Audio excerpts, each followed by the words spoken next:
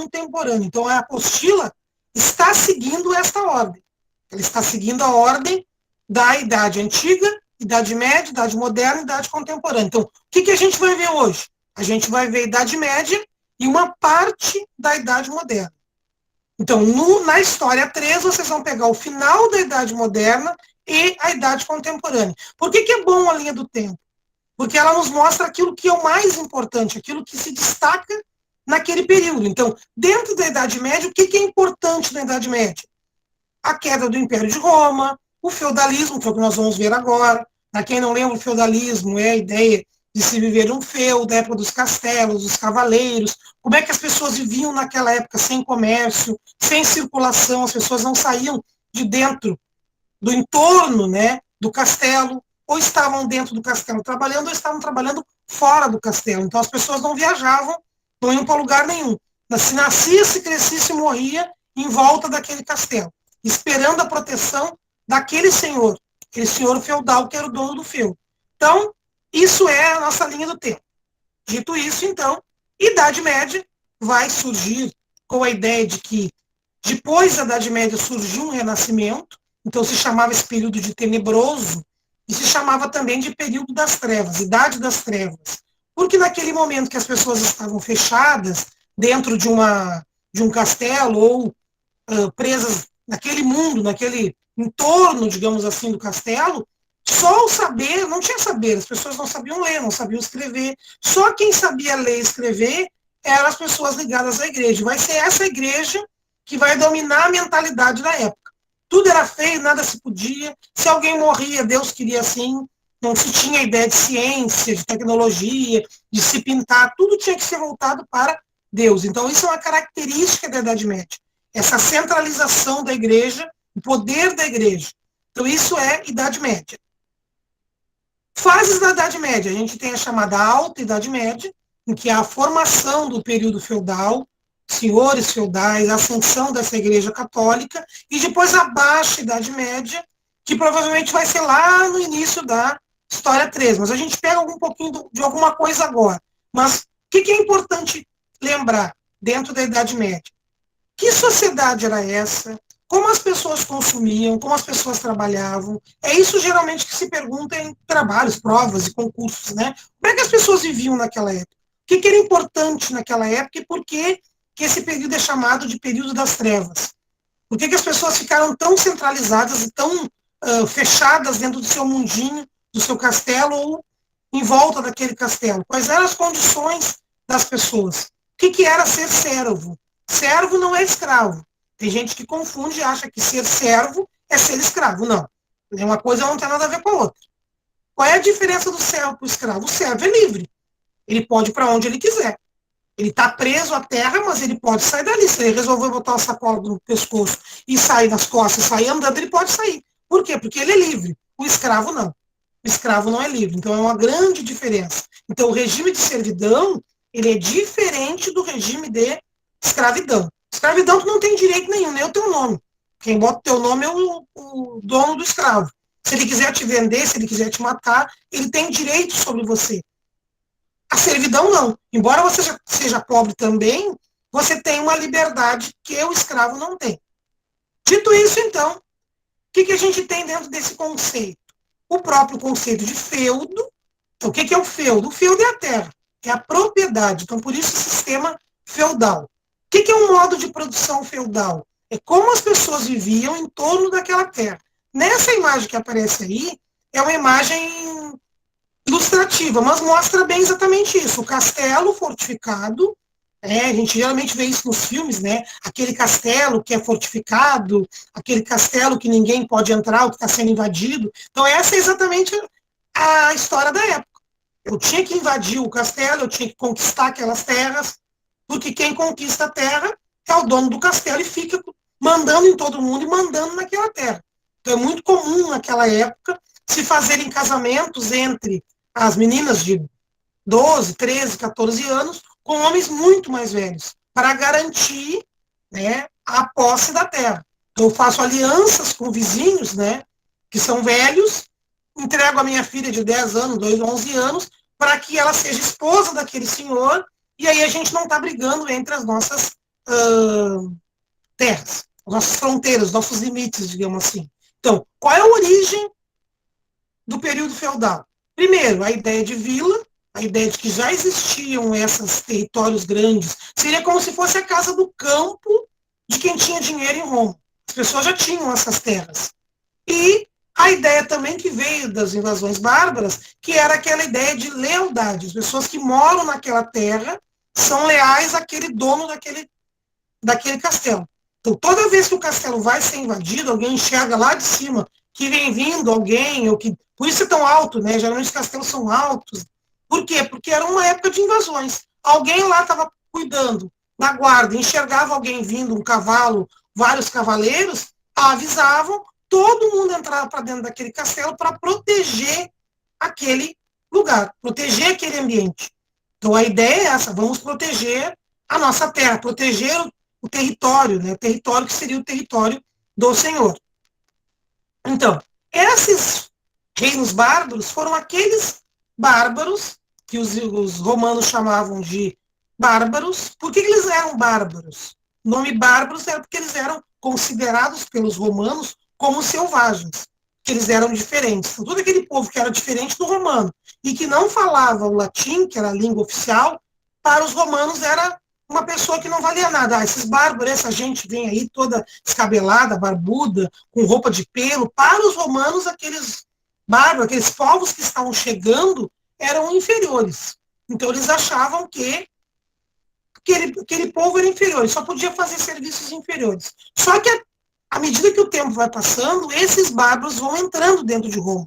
Então, além deles invadirem, eles também vão estar dentro do exército, eles também vão estar dentro da cidade, vão viver dentro da cidade. E vai chegar um ponto em que as pessoas que estão em Roma vão achar que o melhor é não viver mais em Roma, que o negócio é ir para o interior e morar numa casa mais segura, porque a cidade já não oferece mais tanta segurança quanto antes. Foi começando a chegar mais gente, mais gente, mais gente.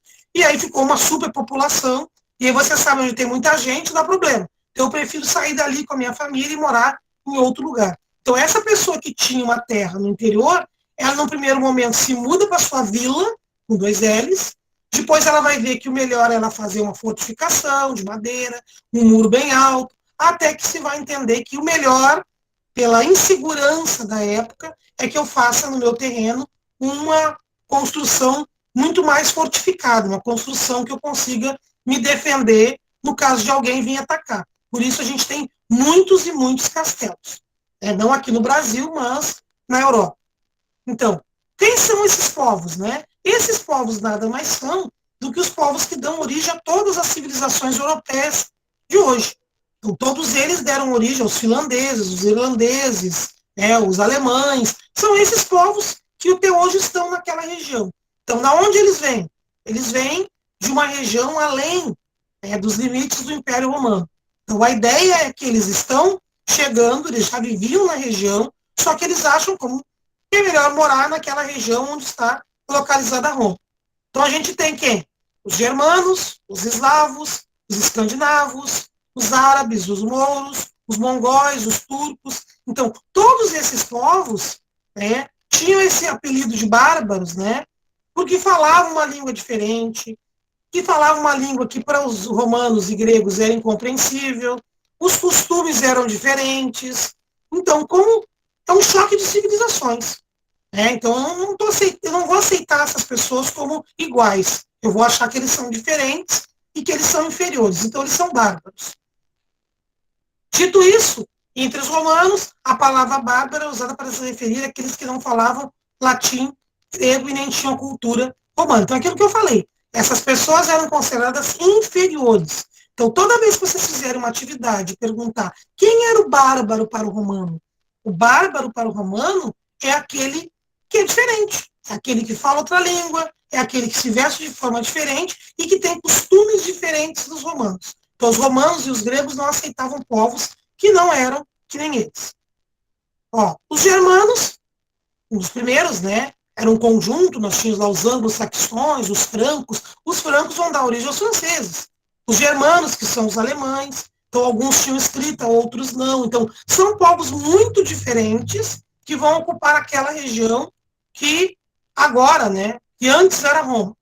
Ó, aí tem alguns detalhes que eu não vou ler, evidente, mas com esse material para vocês podem ler com mais calma. Então, como é que funcionava a, a organização social desses povos? O homem era o chefe militar, a mulher também tinha um certo poder, ela podia conversar, ela podia falar também. Algumas civilizações eram politeístas, aceitavam diversos deuses. Então, vai depender da civilização. Mas a grande característica, né, desses povos era, eles não tinham um governo centralizado, mas eles tinham algumas semelhanças na religião, na cultura.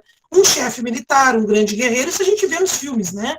O pai era o líder, a mãe transmitia as tradições, então as meninas viviam com os pais, os meninos saíam de casa para participar do exército. Então, algumas coisas a gente consegue identificar de semelhança entre os povos germanos.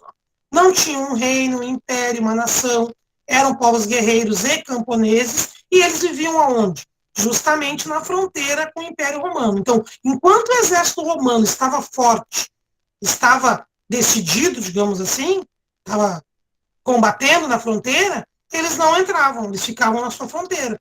Quando eles viram que a Roma passou por uma desestruturação, então não tem ninguém mais cuidando da fronteira, então a gente vai começar a entrar, pegar terra melhor, começar a fazer comércio, então a gente começou a entrar. Antes a gente não entrava, a gente tinha medo de entrar, que o exército romano era conhecido em toda a região.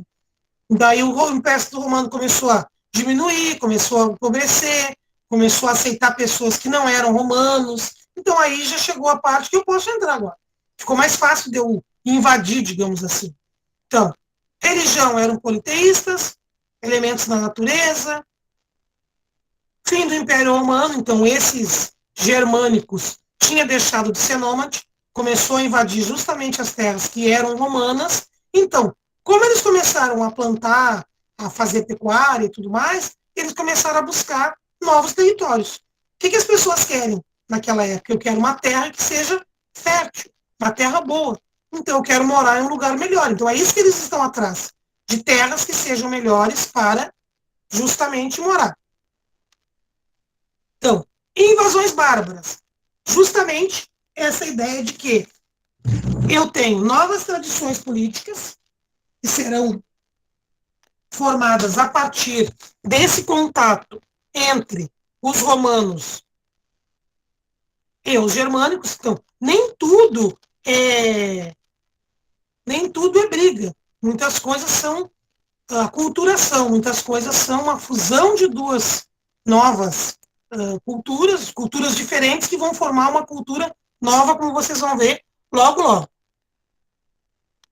Então, fim do Império Romano, os grupos germânicos começam a se tornar aliados dos romanos, então não é aquela invasão só por invasão. Eu estou entrando dentro do território, mas eu também estou ficando, não digo amigo, mas eu também estou entrando naquela sociedade. Então, eu também estou me aliando àquelas pessoas.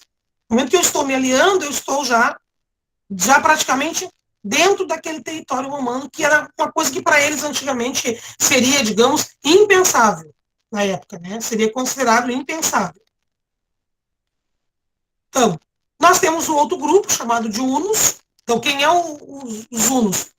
O mais conhecido, né, o Átila, o rei dos hunos, né? Então, qual é a diferença entre os germanos e os hunos? É que justamente os hunos entravam para matar, os hunos entravam de forma violenta. Já os germanos entraram, alguns de forma violenta, outros de forma mais pacífica, entrando dentro do exército. Então, quando se pensar em um grupo nômade e que seja violento, né, geralmente são os hunos. Então, essas invasões vão colaborar para o fim do Império Romano, e aí nós vamos ter o quê? Nós vamos ter o fim do Império Romano. E aí, já que houve o fim do Império Romano, vai surgir uma nova civilização. Então, vai ocorrer uma mudança, né? Mas a Igreja Católica já estava muito organizada.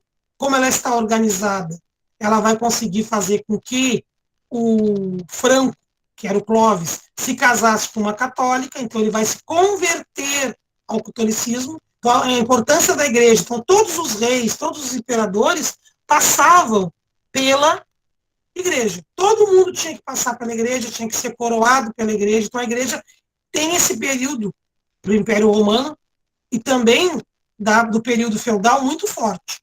É lógico que eles é que vão dominar todo esse período, principalmente a ideologia da época. Então a gente vai ter, dentro do rei Franco, a dinastia Merovingia, porque quem criou, né, foi o Meroveu, então dinastia Merovingia.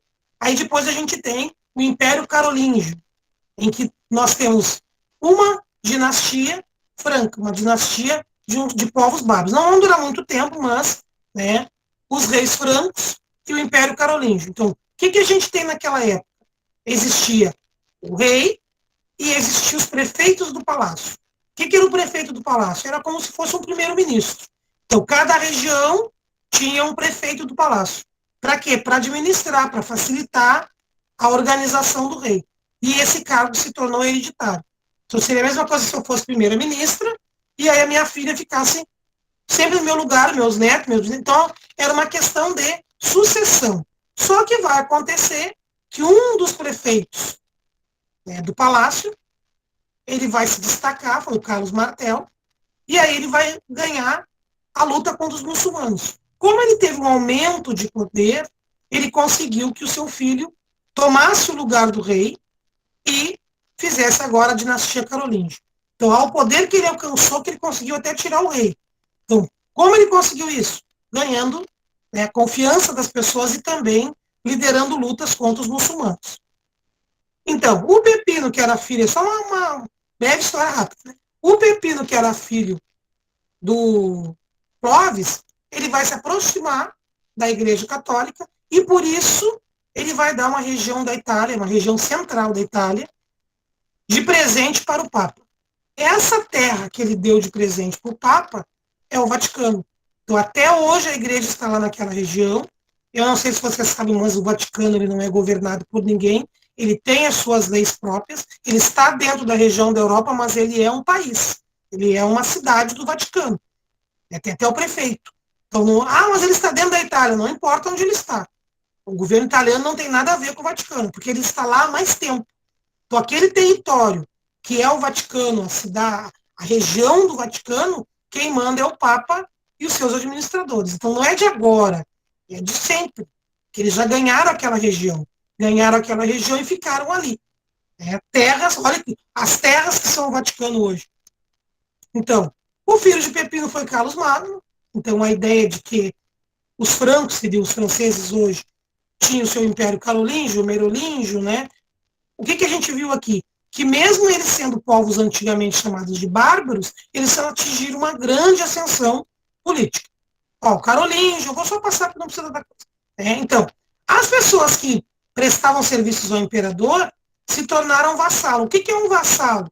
O vassalo é aquele que presta serviço. Então, guardem esse nome, porque mais adiante o rei vai ter um vassalo, né? O que é o vassalo? É aquele que obedece ao rei. Então, o senhor feudal vai ser um vassalo do rei. Né? Então, essa é a ideia. Um depende do outro para proteção, e aí o senhor feudal vai proteger quem? Vai proteger o servo. É como se fosse uma escadinha, digamos assim. Né? Então, o Império Carolíngio, o Reino Cristão dos Francos, é praticamente a mesma coisa, que tem um resuminho que eu não vou nem passar, é só para dizer o final. Mas o que é importante, né? Em 843, esses filhos, né, dele, do Carlos Magno, não vão se organizar. Eles vão começar a brigar entre eles e vai haver a divisão do império. Então, quando se dividiu de novo o império, a gente teve a divisão no Ocidente, que é o Carlos o Calvo, que ficou com a região da atual França, o Lotário, que ficou com a região da Itália e da Suíça, e Luís o Germânico, que ficou com a atual Alemanha. Então, eles dividiram os seus territórios para que pudessem governar. Para não ter briga, se dividiu, né, o império. Eles não conseguiram se organizar e se unir para que fosse um rei só que mandasse em toda essa região. Ficou tudo divididinho. Então, dito isso, com a bagunça, com a desorganização, a gente vai ter uma ideia de que as pessoas acham mais seguro ficar dentro das suas casas, em volta do castelo, recebendo a proteção daquele senhor. Então, as ruas não eram seguras, as estradas não eram seguras, então é muito melhor eu ficar dentro do meu cantinho, prestando serviços para um senhor feudal. Então, o que são as características principais do feudalismo? A primeira característica é justamente essa ideia da economia. Ela é uma economia agrícola, autossuficiente. Não tem comércio, não tem moeda. Então, tudo aquilo que eu produzo é para o uso das pessoas que moram naquela região. Então, não existe, eu vou lá buscar tal coisa, eu vou fazer uma viagem para comércio. Não existia moeda e não existia comércio. Então, o próprio feudo tinha que se prover. Tudo que o feudo precisava, tinha que ele mesmo produzir. Eu preciso de uma enxada, então tem que ter um ferreiro. Eu preciso de uma espada, eu preciso de um ferreiro. Então, sempre vai ter alguém para fazer o trabalho dentro daquele feudo e as pessoas não precisam sair daquela região para fazer isso. Então, a unidade econômica é o feudo, a gente tem o chamado manso senhorial, ou seja, o castelo e as melhores terras. As terras do senhor sempre serão as melhores. O chamado manso servil, que é a região das terras que são arrendadas, e o manso comunal, que é onde todo mundo usa. Os bosques, os pastos que são de uso comum. Então, isso gerava uma economia que era, não economia para fora, uma economia interna. Então, como era essa sociedade? A posição social vai ser definida pelo nascimento. Ou seja, se eu sou ferreiro, meu filho vai ser ferreiro, meu neto vai ser ferreiro, meu bisneto vai ser ferreiro. O que quer dizer isso? Não tem mobilidade social. As pessoas nascem, crescem e morrem na mesma profissão dos pais. Quem é a Suziane? A Suziane é filha do ferreiro. Quem é a neta da Suziane? É neta do ferreiro. Não existe aquela ideia de que eu vou casar com o príncipe ou vou casar com alguém que tem dinheiro. Pobre fica pobre e casa com pobre. É assim que funciona. Então, o poder é vinculado à extensão de terra que você tem. Você tem terra, você tem poder. Você não tem terra, você trabalha na terra para alguém. Então, é um laço de dependência pessoal. Então, existia suzerania, vassalagem. Então, quem é o suzerano? O suzerano maior é o rei. Quem são os vassalos? São aqueles nobres que estão ali vinculados, os senhores feudais que estão vinculados ao rei. E depois a gente tem os servos, que são aqueles que trabalham, são livres, mas não têm direito nenhum. Então, temos aí uma pirâmide, né? O clero, então quem é o clero? A igreja, que tem o poder político, poder ideológico, né? Então, o que a igreja dizia na época, né? Que bem-aventurados os que sofrem, porque deles é o reino dos céus. Então, qual é a ideologia daquela época? Quanto mais você sofre, melhor para você. Melhor para você, porque você vai para o céu. Né? E aquele que tinha dinheiro comprava o lugar no céu. Então, é uma ideia para fazer com que a pessoa se conforme com a sua pobreza. Vamos se conformar porque vamos ter certeza que a gente vai para o céu. Então, era uma lavagem cerebral que se fazia. A nobreza, que tem terra e poder político, né? E o servo, que vai realmente trabalhar e vai sustentar esse monte de gente. Porque o clero não trabalha, o clero não bota a mão na terra. A nobreza também não vai botar a mão na terra. Quem é que vai trabalhar, na verdade? Quem trabalha é o servo. Então, além dele ter várias obrigações, por exemplo, a gente vai ver cada obrigação que ele tinha um dízimo para pagar, ele tinha vários tipos de taxas que ele tinha que pagar. Então, por exemplo, eu estou trabalhando nas terras do senhor plantando trigo. Aí eu tenho uma ordem que eu tenho que fazer pão. Quando eu for fazer o pão nas terras do senhor, para o senhor, eu faço o pão. Se eu quiser usar o trigo que sobrou para fazer um pão para mim, eu tenho que pagar para usar o forno do senhor. É sempre assim. As coisas são emprestadas, mas eu tenho que pagar uma taxa. Então, eu tenho uma taxa para usar a ferramenta, eu tenho uma taxa para usar. Se eu não tiver a ferramenta, né? Eu tenho uma taxa para usar a ferramenta, eu tenho uma taxa da igreja, eu tenho uma taxa para usar o forno, eu tenho taxa para tudo. Então, aquele servo quase que é uma escravidão, porque ele não tem benefício nenhum, a não ser trabalhar, trabalhar e muito trabalhar. Então, mais um exemplo, né? O que é o senhor feudal, então? O senhor feudal é aquele que manda. A gente, depois do senhor feudal, a gente tem o clero, que seria a igreja. Em algumas comunidades, a igreja está acima do senhor feudal. Vai depender do tipo de região que se está, da Europa. Às vezes, a igreja está acima do senhor feudal. Ela mandava mais que o senhor feudal. Então, antes do senhor feudal tomar uma decisão, ele vai lá conversar com o padre ou vai conversar com o bispo daquela região para ver se ele está tomando a decisão certa. Até porque ele não sabe ler também. Se vem alguma carta do rei, alguma carta, quem lê é o padre do lugar. Nobres e guerreiros, que também não precisam trabalhar, né? Digo, trabalhar na terra. E aqueles que realmente trabalham, que fazem tudo, que são os servos. Então, o cavaleiro, então, vocês viram que na apostila de vocês, quem já leu, tem uma fala sobre o cavaleiro. Então, a gente tem muita gente que acha linda a história dos cavaleiros, né? Então, quem eram eles? Aqueles guerreiros, né, que faziam parte da nobreza. Então, o que eu podia fazer se eu nascesse na nobreza? O primeiro filho que nascia era o herdeiro. Esse é o herdeiro das terras. O segundo filho que nascia, ou ia para a igreja, ou ia para ser cavaleiro. Ou o terceiro ia para a igreja. Então, dependia muito da sua ordem de nascimento. Então, isso é uma ordem estabelecida. Porque quem vai herdar é sempre o filho mais velho. Ah, mas se nascesse uma menina, azar é o dela. Ela não vai herdar, porque quem herda é o homem. Então, se a mulher fosse a mais nova, mais velha, ela já ia direto para um convento. Ou eles arranjavam um casamento para ela. Para o homem mandar nela. Ela não poderia ser dona do feudo. Isso só nos desenhos, nos filmezinhos, que aparece a mulher dona do feudo. Ela não tem direito algum. Nenhum.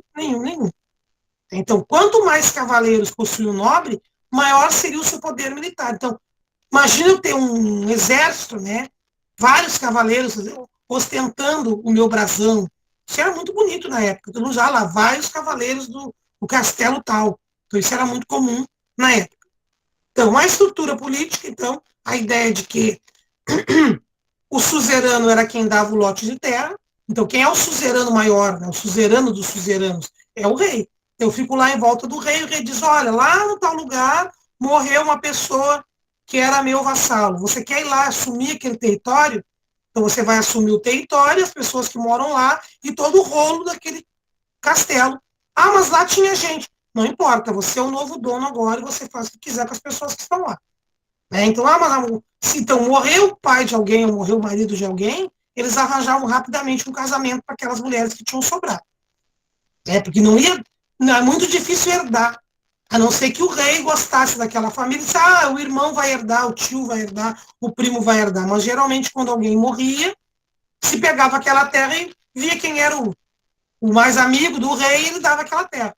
Ah, mas eu tenho essa terra há 30 anos, não importa. O rei decidiu que agora eu sou fulano, é o dono das terras. E aqueles que estão lá ou aceitam ou vão embora.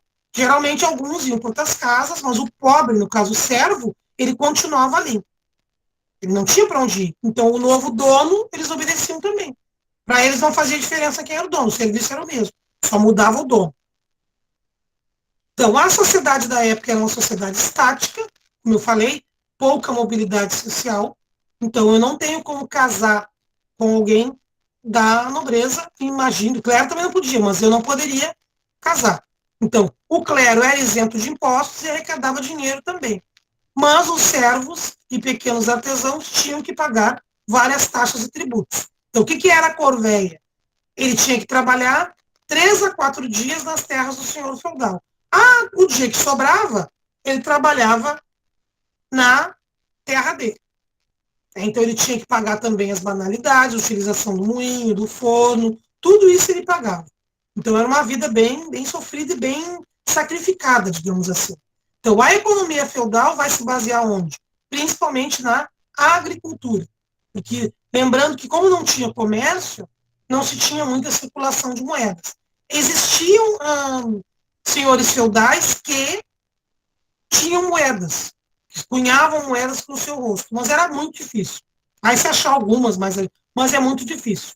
Que a gente não tem circulação de pessoas e comércio para que tenha circulação de moeda. Tá? Tem alguns exemplos aí. Religião, então a Igreja Católica vai dominar toda essa ideia, toda a mentalidade da época, quem vai dominar a igreja. Deixa eu ver se eu tenho um vídeo aqui para passar rapidinho. Deixa eu só interromper aqui. Um instante. Não ser tão cansativo também. Deixa eu interromper. 2 minutos. Quem chegou agora, seja bem-vindo. Estamos na aula de História 2, falando de Idade Média. Quem chegou agora, coloca o seu e-mail no chat, que eu vou colocar para vocês, depois eu mando para vocês o material da aula, todo esse material cansativo aí, extenso, mais os vídeos que eu vou passar e os que eu não vou passar. Porque vocês, no final, né, quando vocês forem estudar, realmente para a prova, vocês tenham todo esse material para que fique mais fácil de vocês conseguirem ver. Deixa eu achar o meu vídeo aqui. No final, a gente tem as duas perguntas. Vou pegar aqui, já está sendo lugar. Não sei que o meu vídeo avança.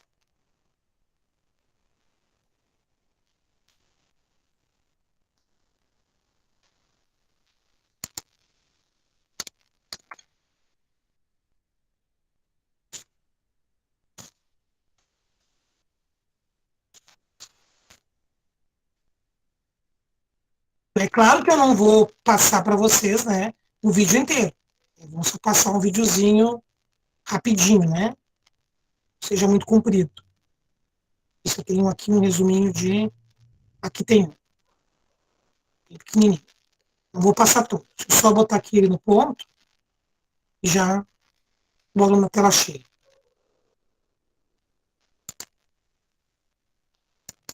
Média ou novidade. E voltei aqui. Deixa eu ver se tem alguma pergunta aqui. Deixa eu ver aqui. Você vai enviar por e-mail? Sim, Jaqueline, eu envio por e-mail. No final da aula eu copio os e-mails de vocês e mando para vocês por e-mail. Eu mando essa apresentação em PDF que eu estou passando, por isso que eu passo mais rapidamente os slides, para que vocês não precisem ficar lendo. Não se preocupem em copiar e tirar foto, não há necessidade disso. Vocês vão ter o resumo direitinho para que vocês tenham para estudar depois. Eu vou passar o videozinho agora, rapidinho, para vocês. Tá? São mais ou menos uns 7 minutinhos para mim ir lá pegar uma água, que eu esqueci de pegar água também, então minha garganta está arranhando, mas é 5 minutinhos. O vídeo vai falar esse resumo da Idade Média, antes que a gente saia da Idade Média e entre na história do Brasil, porque a nossa apostila se divide em duas partes. Até a metade da aula a gente vai com a Idade Média, e depois a gente vai passar para a história do Brasil. Então, o que estava acontecendo no Brasil no período da Idade Média? Ou melhor, no período após a Idade Média, que é o período dos descobrimentos. A gente vai fazer essa relação. Então, as coisas começam a acontecer no Brasil na primeira fase das grandes navegações. A gente vai ter as grandes navegações, Espanha e Portugal, e quem é que vai chegar aqui? Muita gente chegou aqui, mas Pedro Álvares Cabral é quem realmente tomou posse. Então, essa ideia que a gente acha que, contava para criança, né? Teve um ventinho, e aí o ventinho trouxe, né? Não, ninguém veio desavisado para cá. Muitos outros, antes do Pedro Álvares Cabral, chegaram aqui e se sabia que existia uma terra aqui. Depois que Cristóvão Colombo descobriu, todo mundo queria descobrir também. Então, nada é por acaso. Deixa eu passar o videozinho rapidinho, para eu poder pegar água, antes eu começo a tossir. Esse dia eu comecei a tossir, eu tive que sair da sala para tossir. Não vai acontecer isso hoje. Ninguém merece, né? Deixa eu ver aqui uma guia. Se não aparecer, vocês gritem. Tá mudo? Tem que tá mudo.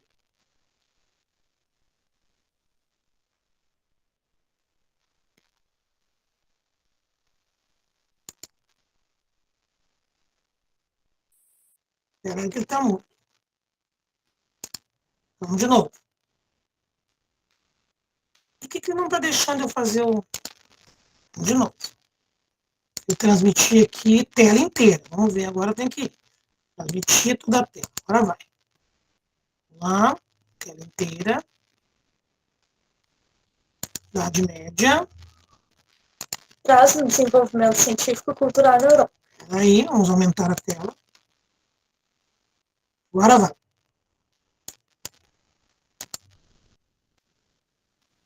Idade Média é o nome dado ao período a partir da queda do Império Romano do Ocidente, em 476, até a tomada de Constantinopla, em 1453. Esse período foi chamado pelos pensadores renascentistas de Idade das Trevas, porque consideravam que houve um atraso no desenvolvimento científico e cultural na Europa, já que a Igreja Católica dominava o cenário da época.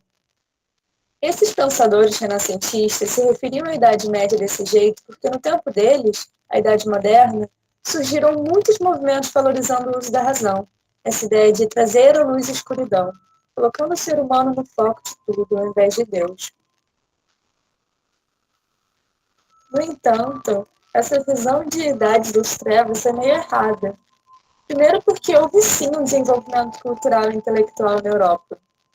Mesmo que a igreja censurasse ideias opostas a ela, houve, por exemplo, um grande avanço na arquitetura, na arte, nas navegações e nas técnicas agrícolas. Além disso, essa expressão abrange um intervalo de tempo muito grande e foca só no que acontecia na Europa. O resto do mundo também estava bem movimentado, tinha muita coisa rolando, como, por exemplo, os avanços na medicina oriental, a expansão do islamismo e o surgimento do budismo. Mas voltando à Europa, nós dividimos esse período entre a Alta Idade Média, que foi quando se consolidou o sistema feudal, ainda havia muitas invasões bárbaras, teve a expansão do islamismo, e a Baixa Idade Média. Foi quando houve um aumento populacional, as crises de peste negra, a fome, as cruzadas e o renascimento comercial. Mas pode deixar que eu vou explicar cada um deles separadamente. A Alta Idade Média foi um período marcado pelas invasões bárbaras no território do falecido Império Romano do Ocidente. Bárbaros eram como os romanos chamavam aqueles com uma cultura diferente da greco-romana. Eles viviam da agricultura, eram politeístas e criavam animais para o comércio e consumo próprio, tendo até em alguns grupos, como os hunos, a realização de invasões e saques. Com essas invasões violentas constantes, os moradores das cidades romanas passaram a fugir para os campos em busca de segurança e estabilidade. Assim, começaram algumas trocas de favores entre os camponeses e os proprietários das terras. Os camponeses pagavam alguns impostos, entregavam parte da produção agrícola em troca de terra para plantar e um lugar seguro para se estabelecer. Essa relação deu origem ao feudalismo. Como parte desse sistema, existia a suzerania e vassalagem, que era uma troca de favores entre dois nobres. O dono da terra, o suzerano, oferecia terras a um vassalo, em troca de proteção e apoio militar no caso de guerras. Essa relação era de igual a igual, não significava que um era superior ao outro, os dois eram nobres. No entanto, as pessoas que trabalhavam nessas terras, os camponeses, eram chamados de servos. Para morarem e trabalharem ali, eles tinham que pagar os donos da terra um tributo. Essa relação de trabalho era chamada de servidão, porque os trabalhadores eram livres, porém ganhavam tão pouco e tinham que pagar tantos impostos que no final não havia possibilidade de juntar dinheiro e crescer na vida. Por isso, a sociedade da época era chamada de estamental. Sua classe social era definida pelo seu nascimento, e não existia mobilidade social. Você que nasceu servo não teria como se tornar nobre ou rei. O único jeito de melhorar um pouquinho a sua situação seria talvez entrando para o clero. Mas mesmo assim, você nascendo servo nunca chegaria a um cargo muito alto na igreja. Pois é, a vida de servo não era fácil. Entre os impostos que eles deviam pagar, existia a corveia, que era o trabalho gratuito na terra dos senhores durante certo número de dias. Havia também a talha, que era a obrigação de dar parte da produção agrícola para o senhor feudal. Por último, a banalidade, que era o pagamento de impostos para utilizar equipamentos e instalações do senhorio, como celeiros, fornos e moinhos. Então, vamos partir agora para a Baixa Idade Média? Ela foi marcada pelo renascimento das cidades e o surgimento de uma nova classe social, que no futuro ficou conhecida como burguesia. Ah, mas como que ela surgiu? Houve um avanço nas técnicas de agricultura, o que permitiu um crescimento populacional e a produção de excedentes. Assim, começou-se a comercializar esses excedentes com reinos vizinhos ou viajantes. Pequenos artesãos, comerciantes e banqueiros passaram a se estabelecer nos burgos, que eram as muralhas dos feudos. Ali se concentraram muitas pessoas e surgiram comércios, corporações de ofício e bancos, o que resultou com o tempo em cidades. A igreja condenava a burguesia, porque eles praticavam a usura. O que é isso? Era um empréstimo de dinheiro com a aplicação de juros, assim gerando lucro. Tá, mas no meio disso tudo, onde entra a Igreja Católica? O cristianismo já era muito popular na Europa, tanto que em muitos lugares era uma religião obrigatória. A igreja se tornou a instituição mais poderosa da época. Ela tinha muitos bens, terras e influência. O que ajudou ela a se manter durante todo esse tempo foi a aliança com a política. Um exemplo claro disso foi o batismo do rei Clovis, o rei dos francos, um dos maiores feudos da época, pelo Papa, o que mostrou que ele buscava a aprovação da Igreja sobre seu reinado. Como eu citei antes, a Igreja controlava toda a produção intelectual e artística da época. Os únicos que sabiam ler e escrever eram os membros do alto clero e os monges, que se dedicavam a copiar e guardar os conhecimentos da antiguidade, principalmente dos gregos. Platão, por exemplo, influenciou muito Santo Agostinho e a filosofia medieval. Em questão de arte, eram os vitrais e a arquitetura das igrejas que explicavam a história de Jesus para o povo, já que os camponeses não eram alfabetizados e não entendiam nada de latim, a língua que as missas eram feitas. Mas vem cá, você sabe o que aconteceria se você discordasse da igreja, praticasse outra religião ou tivesse uma ideia que ameaçasse sua soberania? A Inquisição ia dar conta de você. Ela era um tribunal católico que perseguia, julgava e punia essas pessoas acusadas de desviar da conduta da igreja, que eram chamados de hereges. As penalidades iam desde a excomunhão, proibição de livros, até a queima na fogueira ou isolamento em masmorras. Esse foi o caso do astrônomo Galileu Galilei, que foi condenado por afirmar que a Terra girava ao redor do Sol, o heliocentrismo, e não o contrário, que a Igreja defendia. Recentemente, o Papa João Paulo II até fez um pronunciamento público pedindo desculpas pelas ações da Igreja durante esse período. Em 1905, a Igreja Católica, junto aos reis, incentivou as cruzadas.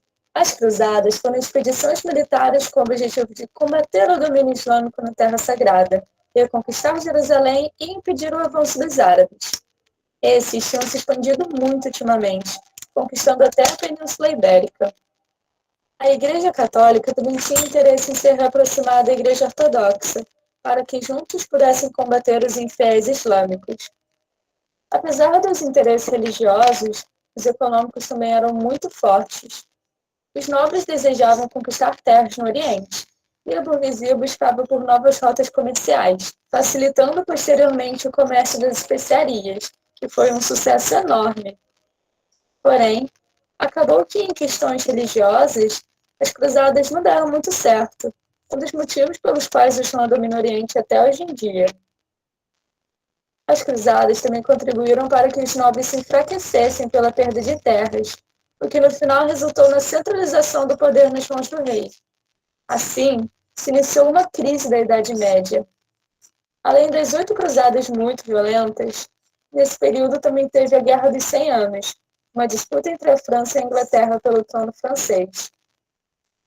Quem ficou famosa por lutar nessa guerra foi a santa Joana d'Arc, que foi morta na fogueira acusada de bruxaria.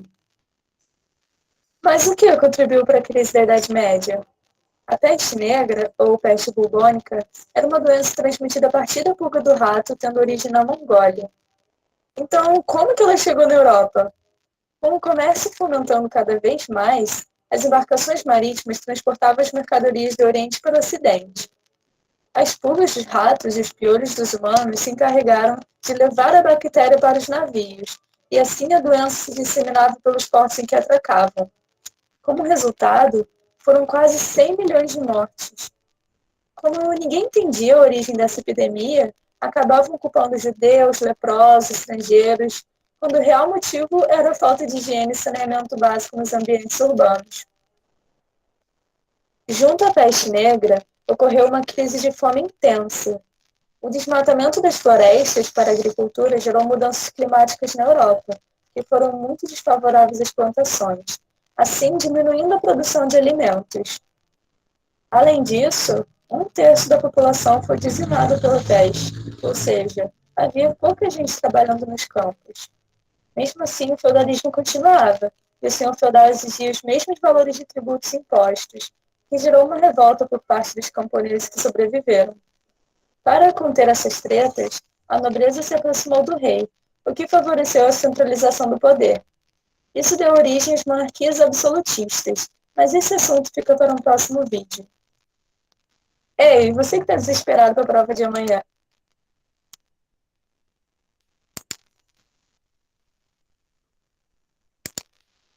Bem, Com certeza o vídeo adiantou alguns dos nossos assuntos, então eu vou colocar ele lá na listagem para vocês. Depois de ver, a gente vai voltar nos assuntos que ela falou ali. Eu não achei que ela adiantava tanto, eu achei que ela falava um pouco, mas ela foi até o final do nosso assunto. Então é um resumo bem legal, que a gente pode depois pensar, depois de ler tudo, fazer toda a revisão de novo a partir desse vídeo, porque ela vai fazer exatamente o que eu vou fazer agora. Só que eu vou fazer de forma mais detalhada, né? Ela fez exatamente isso. Ela foi até o final da Idade Média, que é até onde a gente vai. Então vai ter a peste negra, vai ter a questão das cruzadas, tudo isso eu vou falar não tão lentamente, né, mas todo isso é assunto da história 2. Tudo que ela falou resumidamente ali nos 10 minutos também é assunto da história 2.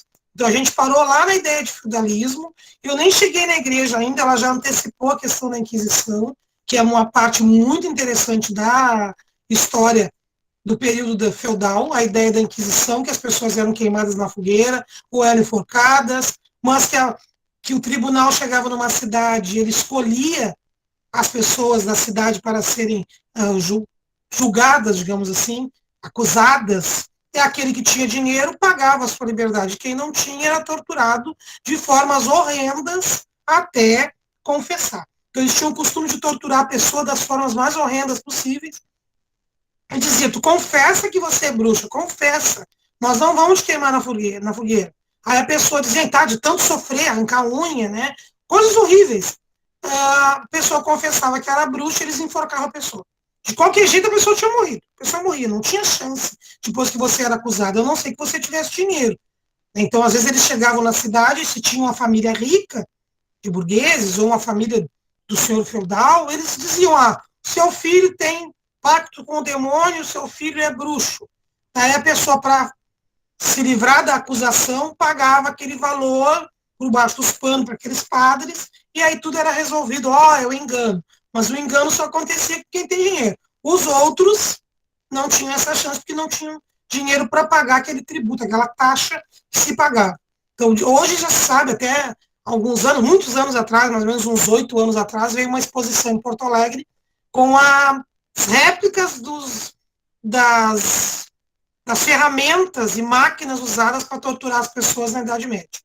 Aí era tudo em tamanho natural, assim, colocar as pessoas sentadas, né, com lanças, as pessoas eram furadas, tinha tudo que era coisa de horror, era a exposição do terror. Eles mostraram como é que as pessoas usavam.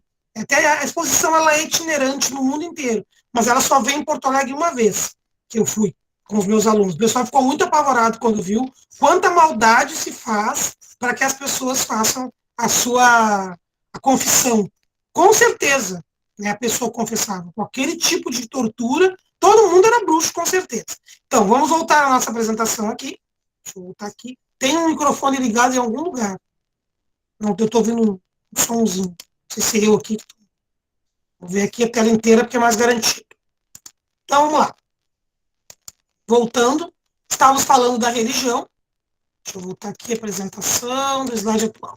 Estávamos falando da religião, que então a religião na Idade Católica, na Idade Média, período feudal, ela é a principal, né, a ideologia da época, realmente é isso. Então, não tem como fugir, as pessoas tinham essa produção intelectual, tudo passava pela igreja. Então, é evidente que a ignorância era muito grande. Então, imagina você pegar, hoje em dia a gente não dá bola, né? Eu vou ler, eu abri o livro, ali estou lendo, mas a gente vem de uma época que só em a pessoa pegar um livro, abrir o livro e falar qualquer coisa, já era considerado uma grande... meu Deus, que milagre esse, que a pessoa pega alguns símbolos num livro e consegue ler, consegue rezar. Então, para eles, aquilo era muita coisa, alguém saber ler. Hoje é uma coisa que as pessoas não dão bola. O fulano aprendeu a ler, né? Nem dão bola. Mas isso, há algum tempo atrás, era muito importante você saber ler. Saber, né, que isso era uma coisa que somente aquelas pessoas ou ricas ou vinculadas a igrejas que tinham o direito de aprender a ler. Hoje em dia é um direito de todos. Todo mundo pode aprender a ler. Ninguém é impedido de entrar na escola para ler. Mas a gente já teve tempos que as pessoas eram impedidas. Que a instrução era só para quem tinha dinheiro. Ou se você estivesse dentro da igreja. Então, educação, cultura e arte medieval, lembrando que a arte medieval ela vai ser marcada por essa religiosidade. Então, é evidente que eu não vou pintar uma mulher nua, não vou pintar o cavalo, não vou pintar a paisagem. As minhas pinturas da época, esculturas, têm muito a ver com a igreja. Para enfeitar a igreja, os vitrais das igrejas, aquelas imagens, né?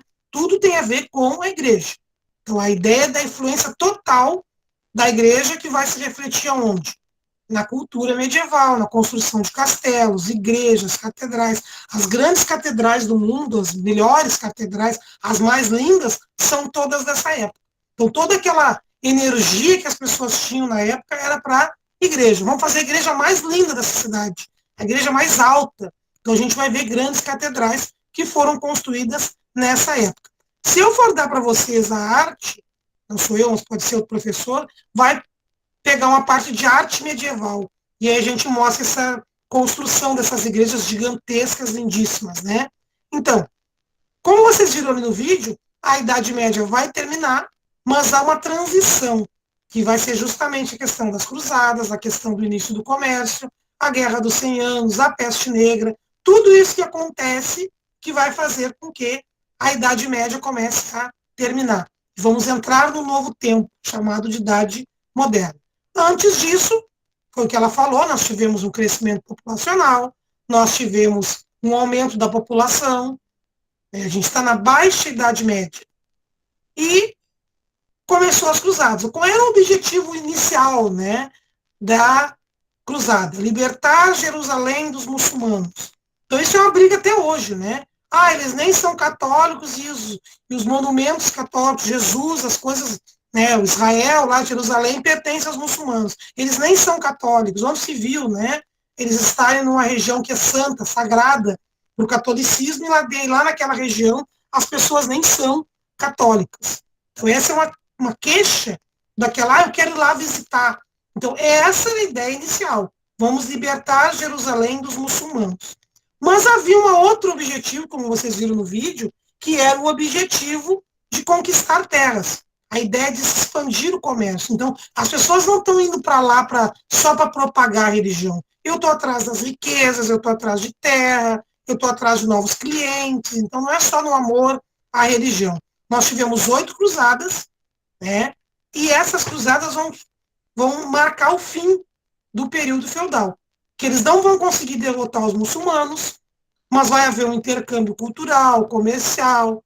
A Europa começou a manter contato com outras civilizações da época, civilização bizantina, civilização islâmica, e aí a gente vai ter uma contrapartida, né? Quem vai e quando volta, traz algumas coisas que não tinha na Europa. Lembre que na Europa as pessoas não tinham sequer comércio, viviam presas nos castelos. Mas eles vão trazer do que de lá? Tapete, especiarias, joias, tecidos, marfim. Então, são coisas que são novas e que vão valer muito na Europa. São produtos que vão valer muito.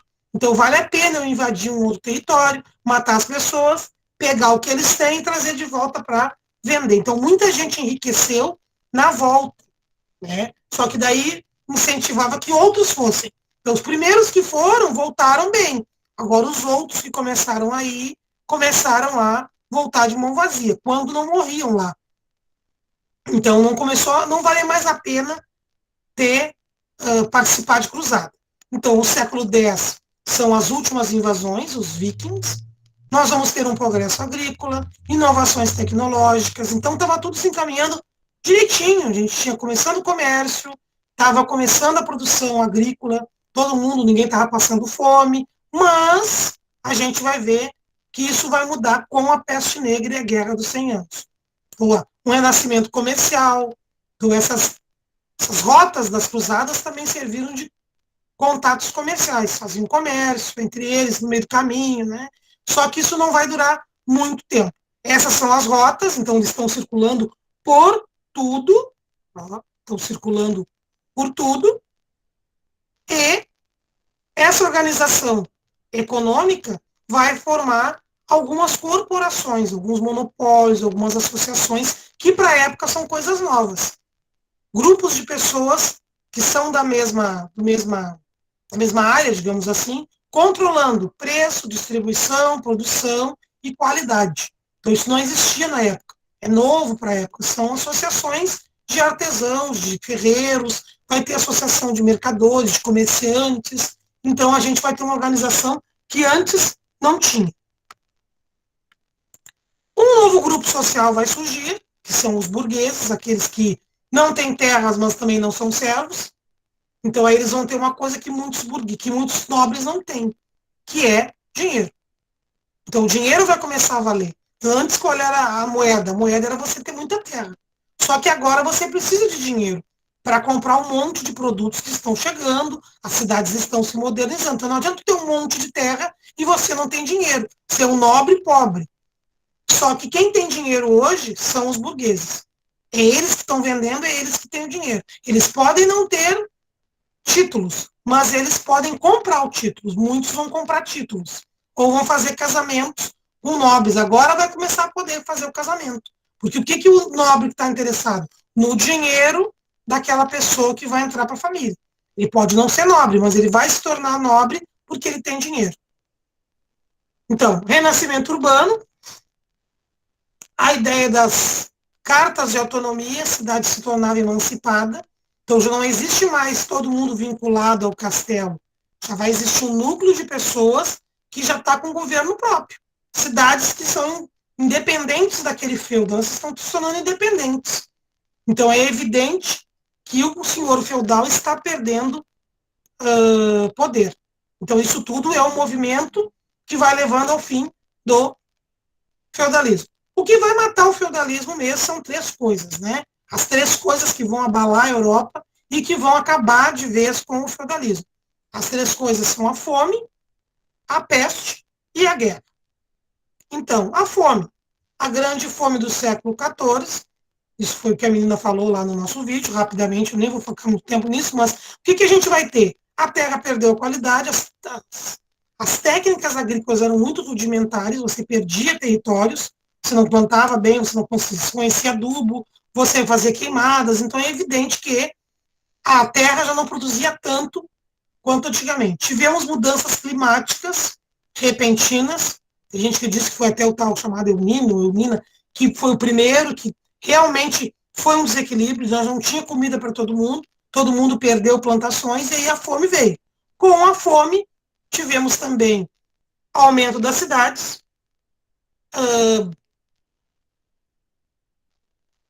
maus hábitos de higiene, precárias condições de saneamento, e por isso 1/3 da população europeia foi atingida. Então, o que aconteceu? As pessoas começaram a questionar a igreja. Eu estou rezando aqui, né? Não estou me salvando. Então, aquela desculpa que, você morreu porque Deus quis, não está mais colando. As pessoas já começaram a buscar outros caminhos, as pessoas começaram a buscar outras formas de tentar escapar da morte. A gente está vendo uma pandemia aí, é exatamente a mesma coisa. A gente está vendo aí no WhatsApp, vocês recebem todo dia mensagem. Tome limão, come tal coisa, faça isso, para ver se aquilo vai evitar você de pegar o vírus.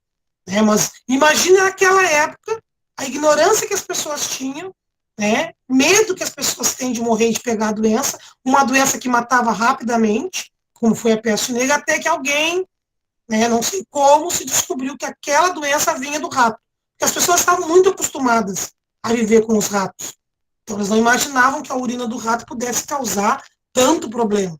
E como causou. Então, é evidente que logo depois chegou o outro problema. Nós tivemos uma guerra que durou praticamente 100 anos. Foi mais de 100 anos. Então, imagina você ter um país, uma região, brigando por 100 anos. Nasce gente, morre gente e ainda a civilização está brigando ainda. Então, imagina que você tem perdas materiais, você tem perdas humanas. Então, é evidente que aquela região que está em guerra, ela não consegue se estruturar, ela não consegue se reerguer. São 100 anos brigando. Então, 100 anos brigando não é 10 dias, são 100 anos. É muito tempo para ficarem brigando, né? Mas essa guerra foi entre os ingleses e os franceses. Aí a gente vai ver a Joana d'Arc, que vocês viram ali, que a Joana d'Arc foi queimada na fogueira, a Joana d'Arc é considerada uma santa lá na França. Então, a Guerra dos 100 Anos, o expoente, digamos assim, é a Joana d'Arc. Vamos entrar agora na história do Brasil. Então, dentro da história do Brasil, a gente tem uma outra linha do tempo, que é o que a gente vai ver agora. Então, que a gente aprende lá no período da História 1? Na História 1, a gente vê a pré-história do Brasil, descobrimento do Brasil, entre aspas, né? E o período colonial. Isso é ali até o azul. Até o azul a gente tem, né, a História 1. O que vai ser a História 2? A História 2 vai pegar o primeiro reinado, quando Dom Pedro I começou a governar o Brasil, assim, logo depois da independência. E depois o chamado período regencial. Então, por que houve período regencial? Porque o Dom Pedro I vai renunciar a favor do seu filho. Na época, só Pedro, não era Pedro II, era só Pedro. Só que havia um problema bem pequenininho, né? O Pedro só tinha 8 anos. Como é que ele vai assumir para ser o imperador do Brasil com 8 anos? Quando Dom Pedro I foi embora e não quis ficar mais no Brasil, renunciou, meu filho fica no lugar. Só que como é que você colocou uma criança de 8 anos para ser o imperador do Brasil? Então, a gente tem o período chamado de período regencial. Porque o regente vai ser alguém que vai mandar enquanto o imperador ainda é criança. Nós tivemos regência una, regência trina. O que são essas regências? São pessoas que vão ficar governando enquanto o imperador é criança. Só que também não vai funcionar. Vai ser o período de mais turbulento, digamos assim, muitas revoltas em todo o país, até que o Dom Pedro II vai assumir com 15 anos. É chamado golpe da maioridade, como vocês estão vendo ali no quarto quadrinho. Né? Então, de 1831 a 1840 é um período terrível, né? Em 1840 ele vai assumir com 15 anos. Ele vai assumir antes do tempo. Por que ele vai assumir antes do tempo? Por um chamado golpe. Eles mexem na Constituição e dizem que ele pode assumir com 14 anos, quando ele deveria assumir com 18. Mas na época eles acharam que era melhor, que as pessoas estavam querendo um imperador, que voltaria à normalidade se fosse o imperador, não os regentes. Porque os regentes não se organizavam também, vocês vão ver agora, que os regentes também não se organizam. Então, o nosso período agora, de estudo da História 2, é justamente o primeiro reinado. Como é que foi o governo do Dom Pedro I? O que ele fez para... Quais foram as razões da sua renúncia? O que ele botou o pé? Ele poderia ter ficado, ele estava novo ainda, não precisava ter renunciado. Quais são as razões que fizeram com que ele renunciasse? Por que renunciar?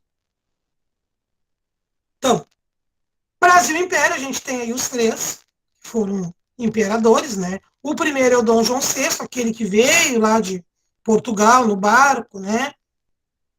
Depois o Dom Pedro I, primeiro imperador, e depois o Dom Pedro II. Vejam que o Dom Pedro II é um menininho, ele assume realmente com 14 anos. Realmente ele ficou bastante tempo, ele vai sair só em 1889, vai ficar mais de 50 anos como imperador do Brasil. Ele entra em 1840 e vai sair em 1889, na proclamação da República. Sai velho, ele fica mais de 50 anos sendo o imperador do Brasil. É o período mais longo de um governante. Acho que só perde para Rainha Elizabeth. Então, o que a gente tem dentro do Brasil Império? A gente tem o primeiro reinado, de 1822 a 1831. Então, o Dom Pedro I fica somente 9 anos como imperador. Aí ele vai sair, não deixa o filho, mas o filho não pode ficar, então mais 9 anos de período regencial, e depois sim, de 1840 a 1889, o segundo reinado com o Dom Pedro II. Então, primeiro reinado, o que aconteceu então nesses 9 anos que fizeram com que o Dom Pedro I saísse? Então, a primeira coisa que aconteceu, assim que tivemos lá a independência ou morte, o que vai acontecer? Quais são as questões? Quem vai governar o país? Quais seriam os direitos dos cidadãos? Lembrando que o país agora era independente, entre aspas, de Portugal, então nós precisávamos de uma constituição, nós precisávamos de outra organização. Não é que a organização que era anterior, é a nova organização. Temos agora um império. Como seriam as leis? Quem é que vai elaborar essas leis? Então, a Constituição de 1824 se organizou, né? E aí o pessoal começou a organizar uma Constituição para esse novo império que estava surgindo. Mas tivemos alguns problemas na própria Constituição, porque o Dom Pedro I tinha mais um poder. Deixa eu antecipar aqui. Peraí. Aqui. Nós tínhamos a Constituição de 1824, ela tinha 3 poderes e mais um, que era o poder moderador. Então, a gente tinha executivo, legislativo, judiciário e moderador. O moderador era o poder do Dom Pedro I. E ele tinha o poder de mexer no judiciário, legislativo e executivo. Ou seja, ele mexia em tudo. Então, na verdade, as pessoas que estavam lá fazendo as leis não tinham poder nenhum. Quem tinha poder era o Dom Pedro I. Então, o pessoal achava que ele era muito ditador. Tivemos alguns problemas durante esse período do Dom Pedro I. Primeiros problemas, né? As revoltas coloniais. Então, todas essas revoltas envolvem o primeiro reinado e também o período regencial. A primeira revolta vai ser a Guerra de Cisplatina, bem dentro do período do Dom Pedro I. A Cisplatina, deixa eu ver se eu tenho aqui. Não botei o Cisplatina. Peraí, deixa eu botar aqui. Devia ter colocado a Cisplatina aqui. Não botei. A Cisplatina era um país, era uma região do Brasil que ficava depois do Rio Grande do Sul. Hoje a Cisplatina é chamado Uruguai. Então o Brasil não terminava no Rio Grande do Sul. O Brasil terminava na Cisplatina, que era o Uruguai hoje, que é o Uruguai hoje. Então, o que aconteceu? A Cisplatina se percebeu que eles eram pertencentes ao Brasil, mas eles não tinham nada a ver com o Brasil. Eles tinham outra língua, eles tinham outra vibe, né? Eles não tinham, né, nada a ver com o Brasil. Então eles começaram a fazer um movimento para se tornar independentes. O Dom Pedro I não aceitava isso e mandou o seu exército para o Uruguai para brigar com o pessoal lá, com os uruguaios, no caso, os que eram da Cisplatina. Os uruguaios tiveram a ajuda dos argentinos e eles ganharam a Guerra da Cisplatina. E aí perdeu a guerra, perdeu dinheiro e ele perdeu popularidade. O pessoal disse, foi para lá para perder a guerra. Onde se viu isso? Que vergonha, né? Então, ele já se queimou um pouquinho com essa situação. Em 1824, outro problema. Tivemos a Confederação do Equador, que também foi uma revolta dentro do Brasil. Também não se deu bem. E a cabanagem, que vai ser já dentro da revolta, vai ser dentro do período regencial, são as revoltas que são chamadas de revoltas regenciais. Nós tivemos a cabanagem, a balaiada, a sabinada, a farroupilha aqui no Rio Grande do Sul e a revolta dos malês. Então, a única revolta que vai terminar com um acordo de paz vai ser justamente a Revolução Farroupilha. Aí o pessoal diz assim, mas é que é gaúcho, né? Os caras vieram aqui e fizeram um acordo de paz, né? Não foi bem assim. Na verdade, a Revolução Farroupilha é uma revolta de elite, revolta de fazendeiros. Então, nos outros lugares, como eram revoltas populares, o exército vinha e fazia a chamada pacificação, que nada mais era que matar as pessoas. Era assim que funcionava, né? Eu matava as pessoas e acabou a revolta. Na Revolução Farroupilha se matou muita gente também, mas não se precisou matar os líderes, porque os líderes eram fazendeiros com dinheiro. Então, aí, quando chegou aqui, já a conversa foi outra, porque tinham dinheiro. Se eles não tivessem dinheiro, tinham sido mortos que nem os outros. Então, eu vou fazer rapidamente, eu vou mostrar aqui rapidamente as guerras. Então, a Guerra dos Farrapos, quais são as causas, os objetivos, os líderes, né? Como é que terminou? Depois de 10 anos, foi assinada a paz. A anistia aos culpados. O que é anistia? Perdão a algumas pessoas, os que tinham dinheiro, né? E incorporação dos farrapos às tropas de governo. Mas isso foi só para quem tinha dinheiro, né? Quem era filho de dono de fazenda. Aquele que era escravo foi morto, porque eles não iam deixar os escravos dentro das tropas do governo, nem deixar os escravos livres. Então, eles mataram todos os escravos. Foi o que eles fizeram, que é chamado como é que se diz, da luta dos porongos, batalha dos porongos. Eles tiraram as armas dos negros, comemoraram que tinham ganhado a guerra e mataram todos numa noite. Cabanagem, então, mesma coisa. O que eu tenho ali? Isolamento, as pessoas são contra o governo do Dom Pedro I, também contra a regência. O que eles queriam? Proclamação de uma república. O que vai acontecer? Matou todo mundo, 40 mil mortos. Então, geralmente, é aquilo que eu falei, naquela época se fazia a chamada pacificação. Né? Pacificação. Vai lá e mata todo mundo. Balaiada, a mesma coisa, prisão e morte.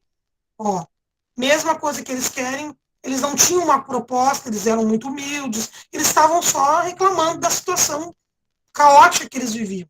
Também foram todos mortos. Sabe nada, né? Também um grupo de pessoas que está tentando uma revolta, tentando uma manifestação. Nós temos ali o Francisco Sabino, também era, acho que era jornalista, não adiantou nada, ele era da classe média, também foram presos ou mortos. E aí a gente tem o golpe da maioridade. O que é o golpe da maioridade? A ideia de que, né, vamos antecipar, né, a maioridade do Dom Pedro I, II, justamente para que ele, né, ele estando no poder, a ideia de que haveria um restabelecimento da autoridade monárquica. Então era visto como uma solução. Está muita bagunça o país, estão precisando de um poder forte, o pessoal está querendo o imperador. Na verdade, o pessoal não queria o imperador, o pessoal queria mais direitos, né, mais tranquilidade de vida, mas o pessoal achava que se botasse o imperador, ia dar uma acalmada. Então aí a gente tem, né, essa pintura e essa roupa estão no Museu Imperial de Petrópolis, né, então ele é desenhado como imperador, mesmo antes da maioridade, então ele assumiu com 14 anos. É uma grande responsabilidade você ser o imperador com 14 anos.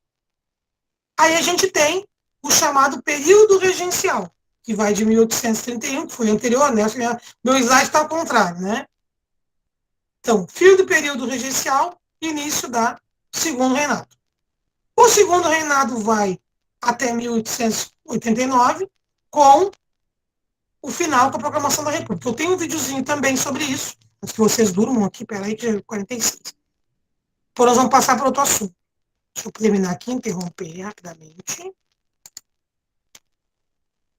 Quem chegou agora, bota seu e-mail no nosso link aqui ao lado, no chat, que eu vou passar para vocês todo o material. Por isso que algumas coisas eu avanço, que como vocês vão ter o material, não tem porque eu ficar blá, blá, blá. Eu prefiro muito mais o vídeo, que o vídeo é mais, parece que o vídeo deixa mais fixa mais, não é tão cansativo como eu falando e passando os slides. Aí vocês também não ficam dormindo, é cansativo.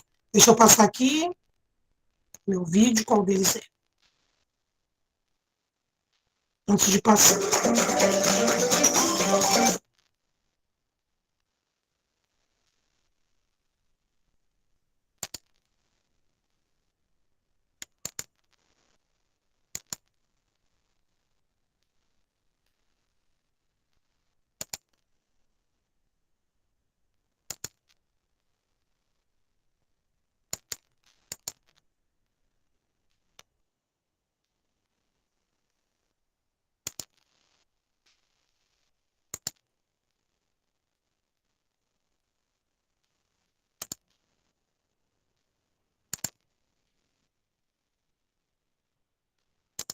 Agora sim, deixa eu botar o vídeo lá, deixa eu transmitir a tela inteira, não tem problema.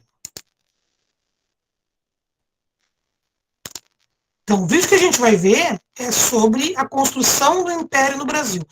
São 2 minutos, eu vou interromper antes, tá? Mas eu acho interessante que ele vai fazer justamente esse início do governo do Dom Pedro I, o que ele errou, digamos assim, o que deu errado nesse governo do Dom Pedro I. Ou seja, assim que ele se coroou, né, imperador do Brasil, o que aconteceu? Então ele vai resumir o videozinho em 10 minutinhos, o que eu falei. Por isso que ele é bom. Deixa eu pegar aqui. Primeiro, até a sua renúncia. Salve, galera do Play, né? Ele voltou atrás.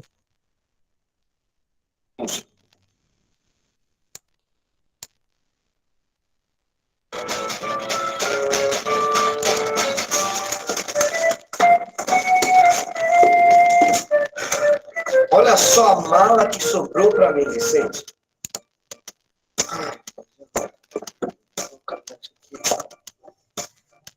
Ô, Vicente, Oi, já vai se trocar?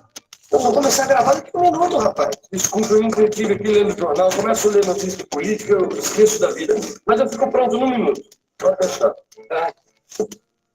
Comer, coçar e falar de política é só começar, não é verdade? E política é justamente o tema da nossa aula de hoje. Nós vamos ver como era a política no Brasil depois da independência, desde a coroação de Dom Pedro I até a sua renúncia. Bom, a gente começa assim que ele se vestir. Não é mesmo, companheiro? Não falei que eu ficava pronto num minuto?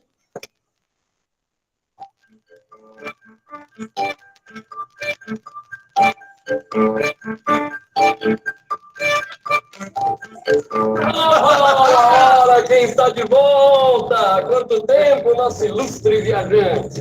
Eu saí daqui logo depois da independência, 1822. Nós estamos em 1831.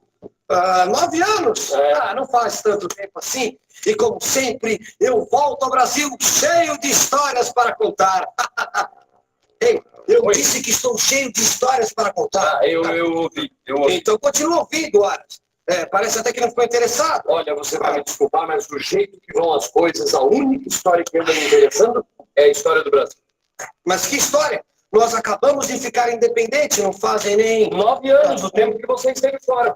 E vai dizer que eu perdi muita coisa. Vai dizer que a renúncia de Dom Pedro I é pouca coisa. Por essa eu não esperava. Eu saí daqui, ele tinha acabado de ser coroado. Eu voltei, ele tinha acabado de renunciar ao trono. Agora, eu acho que essa história está muito mal contada. Não. É você que está mal informado. Mas deixa comigo que eu vou te contar essa história direitinho. Independência! Ou morte! Mas não foram só os brasileiros que comemoraram os novos tempos. Os portugueses que viviam aqui desde a vinda da família real se uniram para dar apoio político ao imperador Dom Pedro I e formaram um grupo que ficou conhecido como Partido Português. Já os brasileiros se dividiram em 2 grupos, os democratas e os aristocratas. E cada partido tinha uma ideia diferente de como o Brasil devia ser governado, certo? Exatamente. Os portugueses queriam que o imperador tivesse poder absoluto, sem limites. Já os democratas pensavam o contrário, que o poder deveria representar a vontade da maioria. E os aristocratas, por sua vez, achavam que o imperador deveria ter poder, sim, mas limitado pela Constituição. E afinal, quem ganhou essa disputa? Pois é, os 3 partidos foram eleitos para a Assembleia Constituinte. Mas quando começaram os trabalhos, em 1823, os aristocratas já tinham dado um jeito de expulsar os democratas da política. Então essa disputa ficou entre os portugueses e os aristocratas. Mas não por muito tempo, não. Peraí, como assim? O que acontece é que o imperador fechou a Constituinte e nomeou uma comissão para elaborar a lei máxima brasileira à sua medida, a Constituição Política do Império do Brasil. Isso já foi no ano de 1824.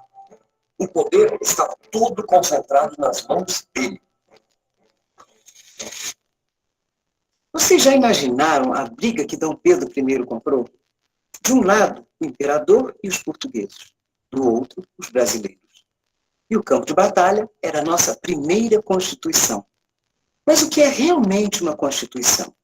E por que ela é tão importante? Vamos ver?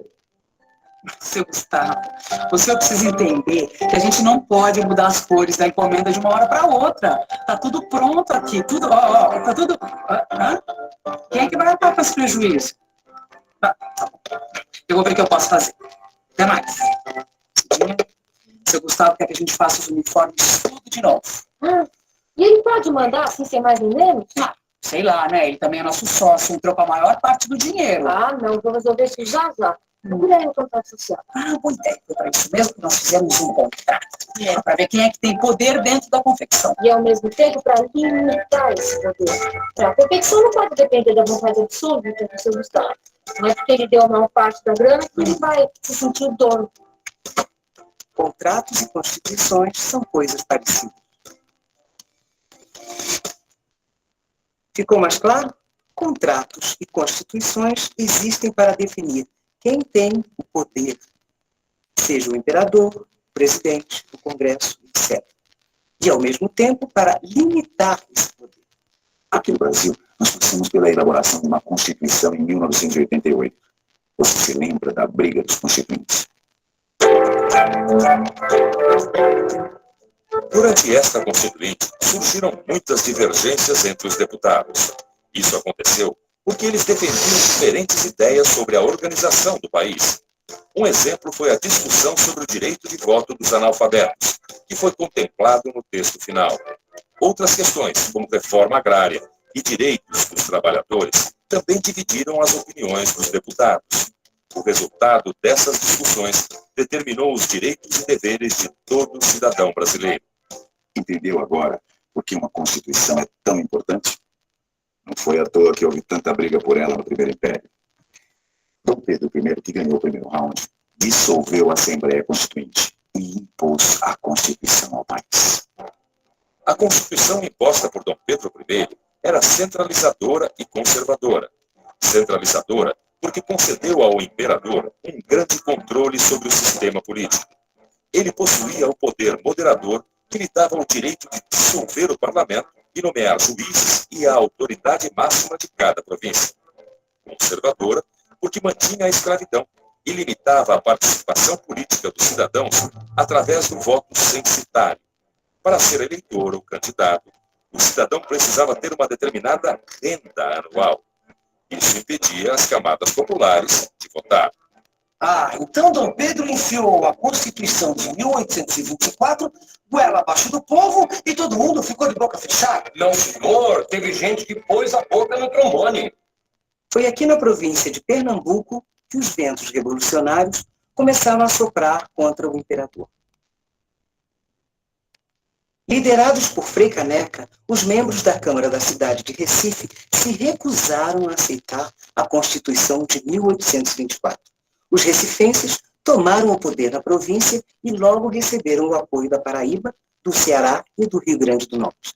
Juntos, eles criaram uma república, que foi batizada de Confederação do Equador. Me diga uma coisa, que fim levou essa história da Confederação do Equador? Acabou mal.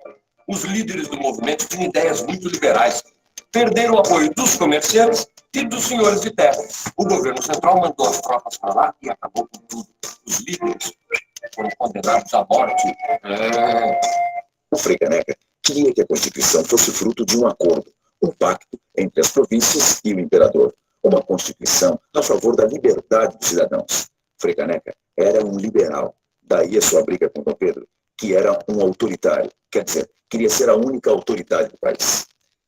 Frei Caneca foi executado, mas suas ideias não morreram. Continuaram a se espalhar pelo Brasil. Dom Pedro I ganhou a batalha, mas tinha começado a perder a guerra. A Câmara dos Deputados foi reaberta, e junto com ela, a oposição ao imperador. O medo de uma possível reunificação com Portugal voltou a ser o assunto do dia na imprensa, que não economizava críticas a Dom Pedro.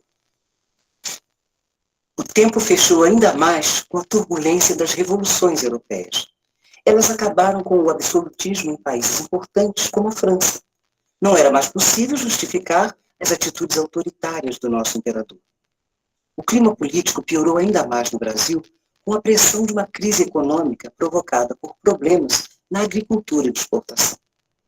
Pois é, no meio desse tumulto todo, Dom Pedro se envolveu na sucessão do trono português. Queria que a sua filha fosse a escolhida para herdar a coroa. Acontece que os brasileiros, a gente já sabe, queriam distância de Portugal. A atitude do imperador caiu como uma bomba em diversos setores brasileiros. E eles acabaram se unindo para combater Dom Pedro. O jogo político chega a um ponto crítico com o assassinato do jornalista Líbero Badaró, que fazia oposição ao governo. A agitação política chega às ruas. Aumenta o conflito entre os portugueses partidários do imperador e os brasileiros unidos na oposição. Dom Pedro ainda tentou fazer diversas jogadas políticas, mas a coisa só piorava. Havia boatos de que ele fecharia outra vez a Câmara, ficando livre para governar de maneira ditatorial. A reação foi quase imediata. Setores populares foram às ruas para protestar contra a nova medida do imperador. Deixa os comentários para depois e termina a história primeiro. Como acabou? Acabou como você já sabe. O imperador renunciou ao trono em nome de seu filho Dom Pedro de Alcântara. Foi assim que acabou. E atenção, se liga aí que é hora da reeleição. Logo depois da independência, o Brasil se...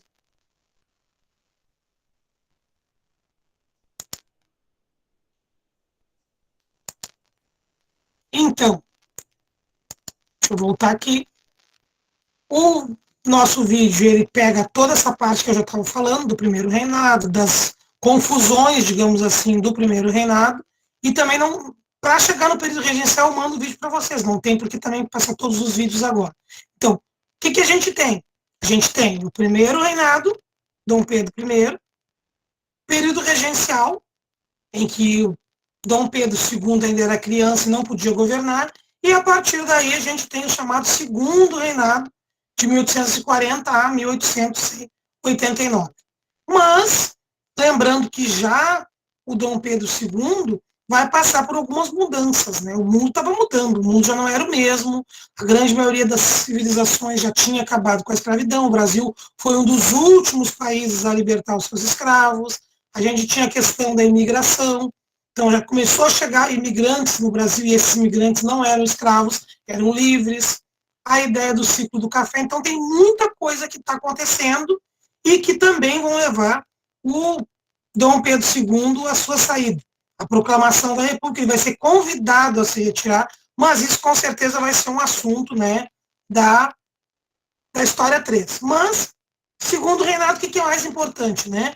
A ideia de ir se protelando o fim da escravidão, então as leis que se fizeram na época foram risíveis.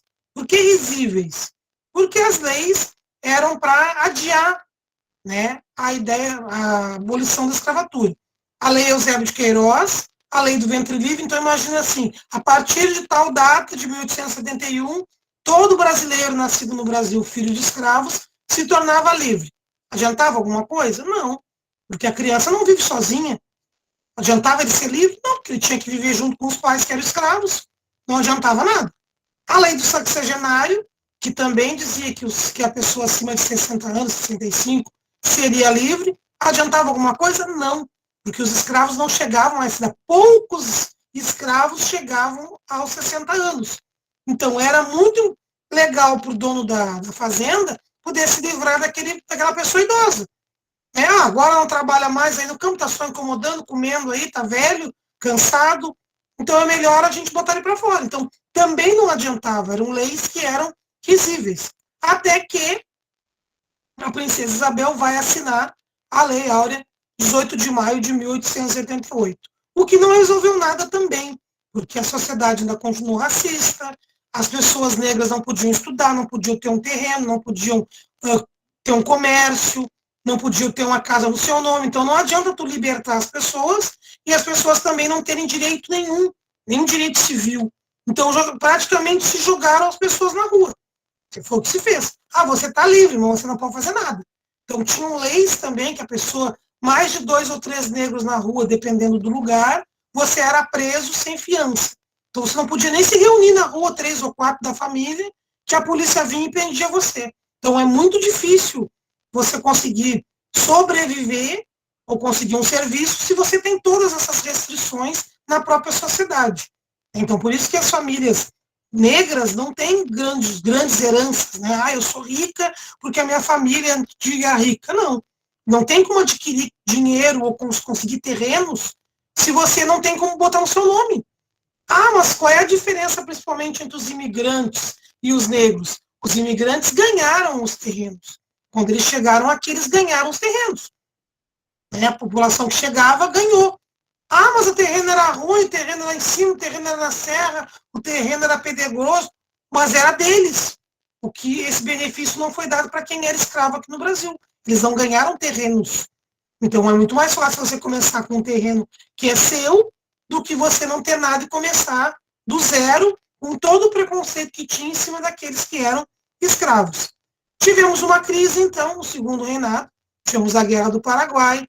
O Dom Pedro II, ele era de outra religião, então não aceitava muito bem a Igreja Católica, ele manda prender um padre, então a Igreja Católica se volta contra ele.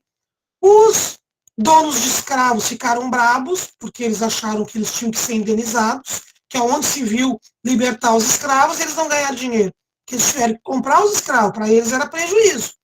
O exército também não estava faceiro, né, porque viu que a Guerra do Paraguai só empobreceu a população não, o exército brasileiro, então eles estavam sem prestígio, não estavam com poder dentro do governo do imperador, então vai ser esse grupo de pessoas do exército que vai tirar, né, vai convidar o seu Dom Pedro II a sair do poder. É o Deodoro da Fonseca e Floriano Peixoto. Quem eram eles? Eles eram generais.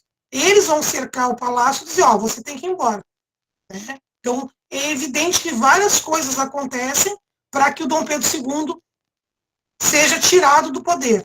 Então, em 15 de novembro de 1889, o Marechal Deodoro da Fonseca, com apoio de republicanos, porque eles queriam que o Brasil fosse moderno. E o Brasil era uma das últimas monarquias ainda, né, na América do Sul. Para não dizer que era a última, era uma das últimas monarquias na América do Sul. Na América, né? Então, está muito atrasado, vamos botar para frente. Vamos acabar com a monarquia e vamos proclamar a República. Então, aí a gente vai ter lá depois, no terceiro módulo, a História 3, a República Brasileira. Como é que era essa República? Como é que funcionava a República Brasileira? Talvez algumas coisas a gente veja aqui um pouquinho, mas o assunto principal da República Brasileira já é a Idade Contemporânea e já é História 3. Dentro da apostila de vocês também tem a ideia de independência dos Estados Unidos, é um dos assuntos que aparece na apostila, mostrando que toda a América passou por esse período de independência, de querer se libertar da Espanha, de Portugal, seja de qual for o país que estivesse oprimindo aquela população, e a independência dos Estados Unidos foi no dia 4 de julho. Então, lembrando que nós temos um movimento que começou lá na Idade Moderna chamado de Iluminismo. Então, os princípios do Iluminismo estão até na bandeira do Rio Grande do Sul. Igualdade, fraternidade e liberdade. Então, essas três palavras são as palavras de ordem para quem faz um movimento naquela época. Então, o Tiradentes pensava desse jeito, a Revolução Pernambucana pensava desse jeito. São várias revoluções no mundo que surgiram a partir dessas ideias. Então, aí, lá nos Estados Unidos, nós tínhamos 13 colônias americanas, que são atualmente os Estados Unidos. Então, o que eles tinham? Nós tínhamos dois grupos. Nós tínhamos as colônias do norte e as colônias do sul. A colônia do norte era a colônia de povoamento. Como eles moravam no lugar e povoavam o lugar, eles tinham trabalho livre. A colônia do sul era uma colônia de exploração. Latifúndio, grandes terras, grandes fazendeiros, e tinha escravos. Então, nós tínhamos uma diferença entre a colônia do norte e a colônia do sul. Então, a gente vê em alguns filmes, né, o sul contra o norte, nos Estados Unidos, alguns filmes mostram isso, que a guerra foi entre o sul e o norte. Quem é que vai ganhar? Quem vai ganhar é o norte. Por quê? Porque ele é produtor, ele tem indústria, ele tem trabalho livre e ele está mais organizado que as colônias do sul. É evidente que botar os escravos para lutar, é evidente que os escravos vão passar para o lado. O outro lado é mais interessante. O outro lado quer que eu fique independente, que eu fique livre. Então, é evidente que as colônias do sul vão perder. Então, diferenças, então, das 13 colônias. Colônia de exportação, exploração, mão de obra escrava e produção de gêneros tropicais. A colônia de povoamento, a mão de obra vai ser predominantemente livre, pequena propriedade, agricultura de subsistência. Então, as pessoas que moram em colônia de povoamento querem cidades, querem o melhor para a região. Elas não estão ali só para explorar, elas querem morar ali. É a cidade delas, é para suas famílias. Quem mora em colônia de exploração tem um terreno gigante e vai ficar plantando ali enquanto a terra estiver dando. Eu não tenho interesse nenhum em ter cidade, eu não tenho interesse em desenvolver a região. Eu quero só usar aquela terra, botar meus escravos a trabalhar e vender o que eu produzi na terra. São pensamentos diferentes. Dito isso, a gente tem ali as grandes diferenças entre as colônias: mão de obra livre, mão de obra escrava, minifúndio, latifúndio, clima diferente. Então, as diferenças entre essas colônias. Então, a colônia do norte desenvolveram o quê? Um importante mercado interno. Então, é evidente que esse mercado que começou na região norte vai se expandir para outros lugares. Então, essa colônia do norte começa a ter mais dinheiro que a colônia do sul, porque a colônia do sul só trabalha com agricultura. Dá um vento, dá um vendaval, dá uma nevasca, eles perdem a produção. Esses não, estão trabalhando com comércio. Então, eles têm parceiros comerciais. Então, era muito interessante que eles pudessem também contar com o consumo das colônias do sul. Então, não é amor, vamos lá libertar os escravos, coitadinho dos escravos, vamos libertá-los. Não, não é nesse sentido.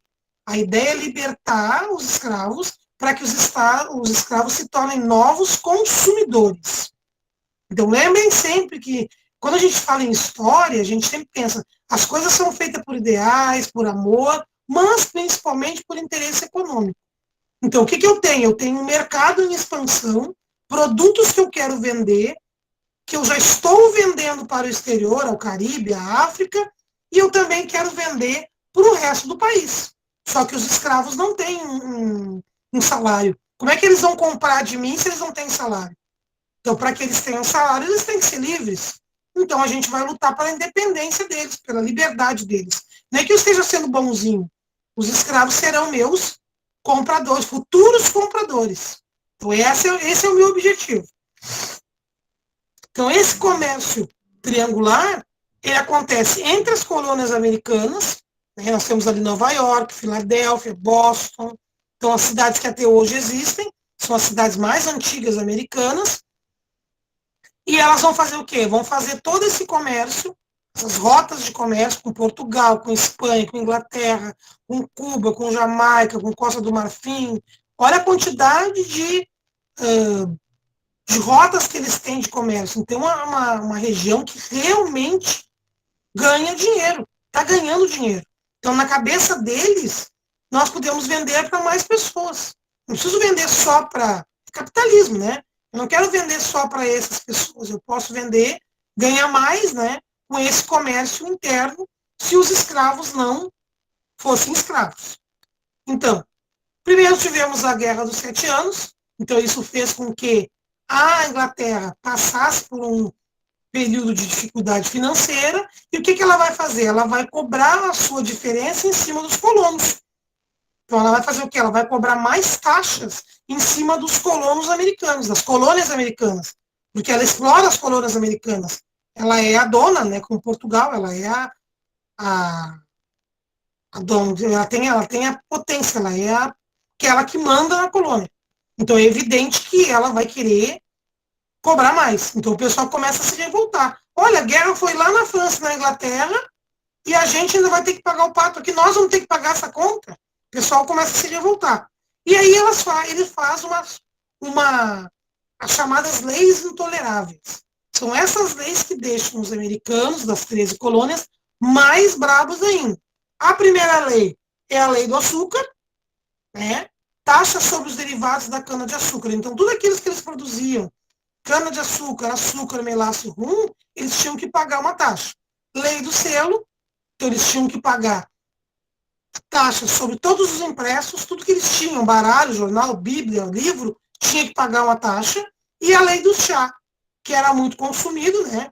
Já que eles são colônias inglesas, eles tinham o costume de tomar chá. Então, é um produto importado, muito consumido. E aí, então, a Inglaterra vai taxar também esse produto que todo mundo consumia. Seria a mesma coisa a gente aqui no Rio Grande do Sul, a nossa erva mate custa 100% a mais. Alguém vem lá e diz, olha, a erva mate agora custa 100% a mais. O pessoal vai se revoltar, pera um pouquinho, por que eu tenho que pagar mais? Então, as chamadas leis intoleráveis. Então, a gente começa a ver uma reação, uma revolta, os colonos vão invadir um navio inglês, vestido de índio, vão jogar o carregamento no mar.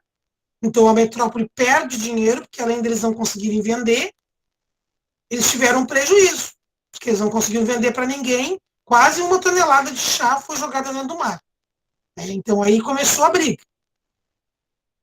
As leis intoleráveis depois do dia do chá, a Inglaterra vai fechar o porto de Boston e vai exigir indenização. Ou seja, você jogar meu chá no mar, eu quero que a colônia pague o meu prejuízo.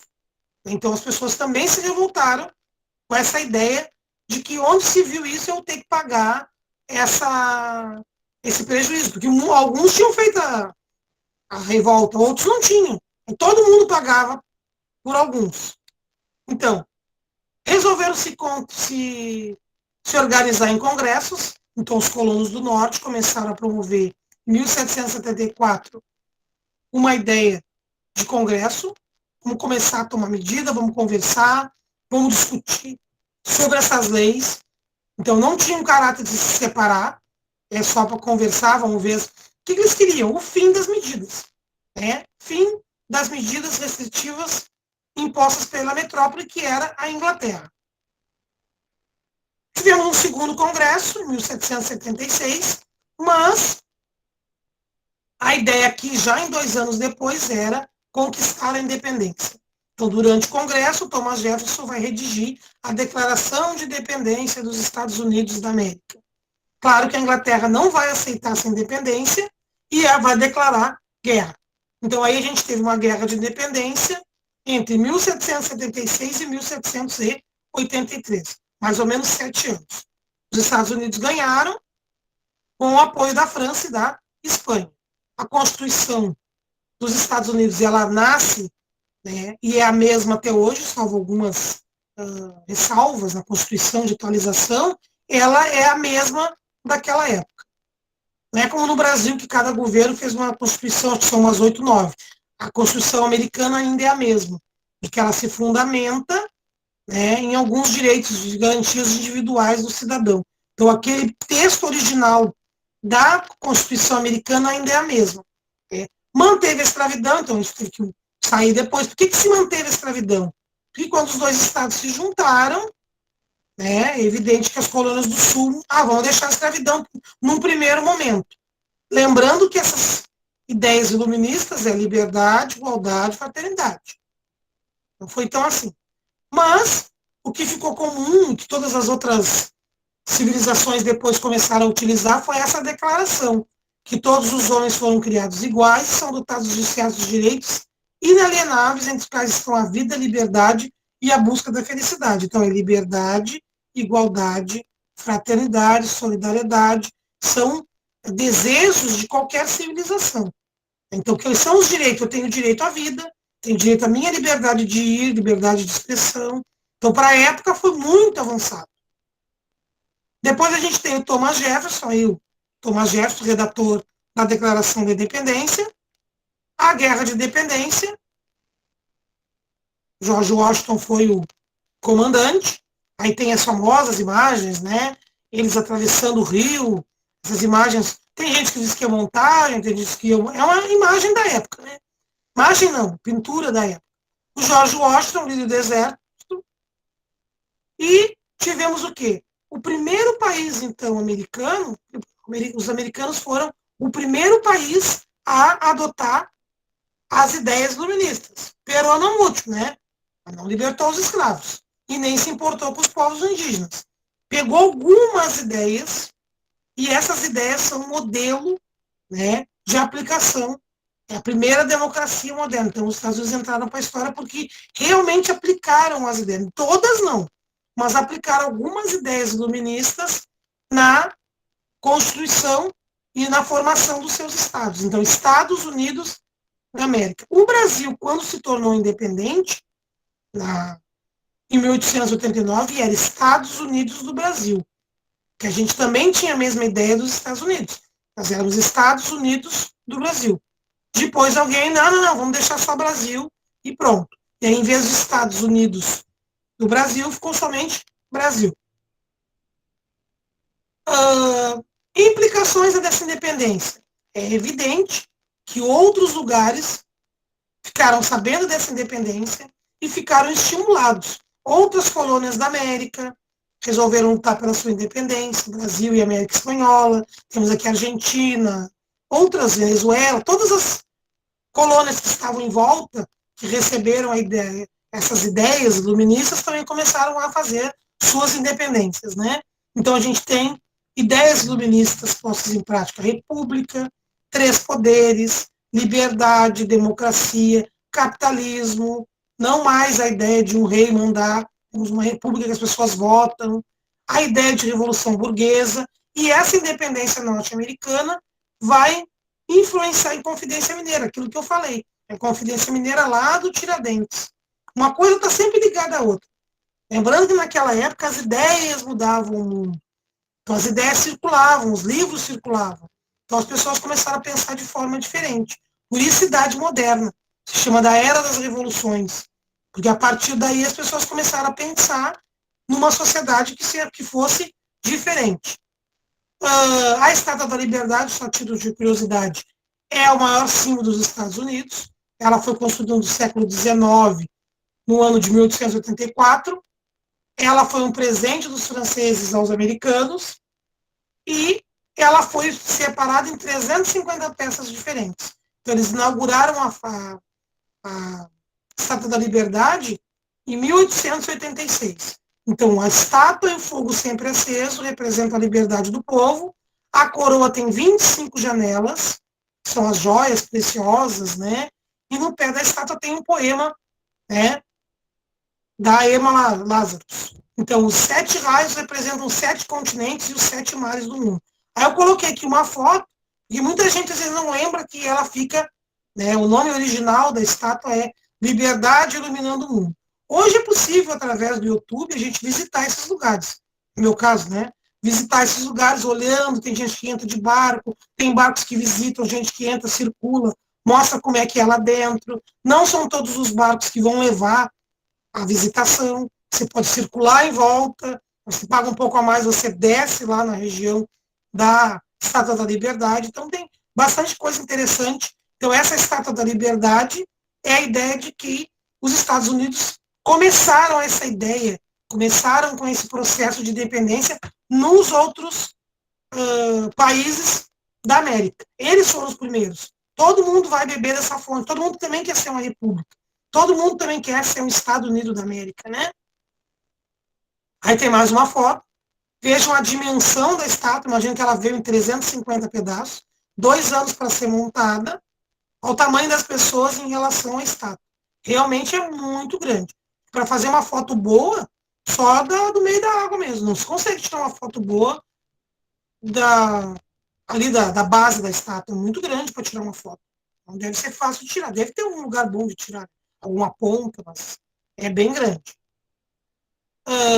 Quando a gente fala dos Estados Unidos, a gente também lembra que essa questão da independência dos Estados Unidos é muito comum. Vocês já viram vários filmes, eles valorizam muito a sua independência, essa ideia de ser americano.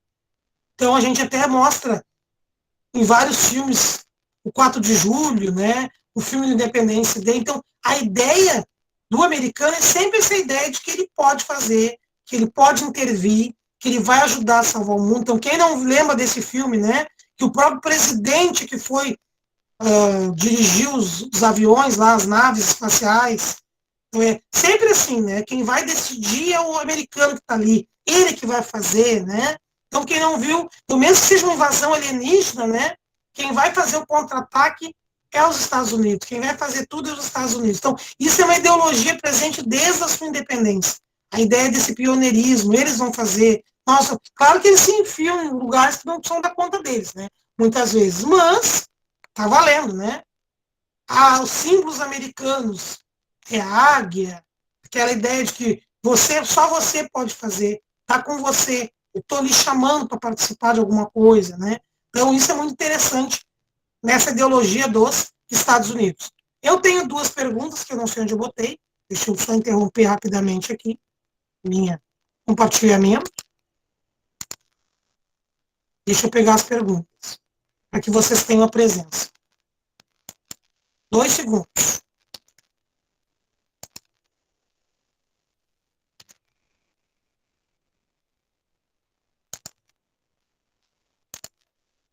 Já bota as perguntas também lá no chat.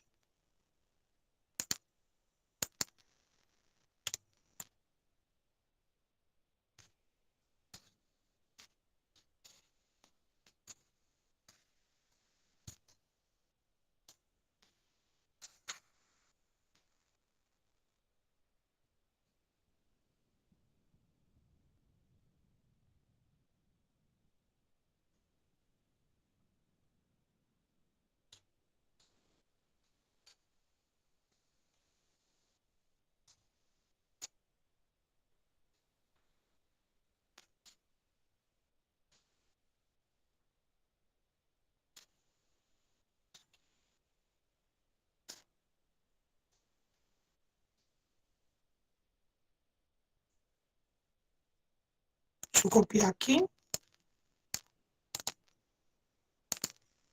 Temos duas perguntas. Deixa eu passar aqui.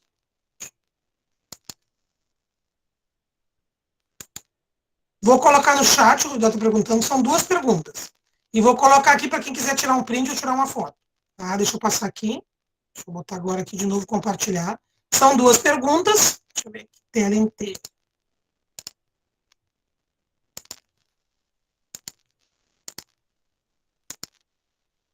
Aí.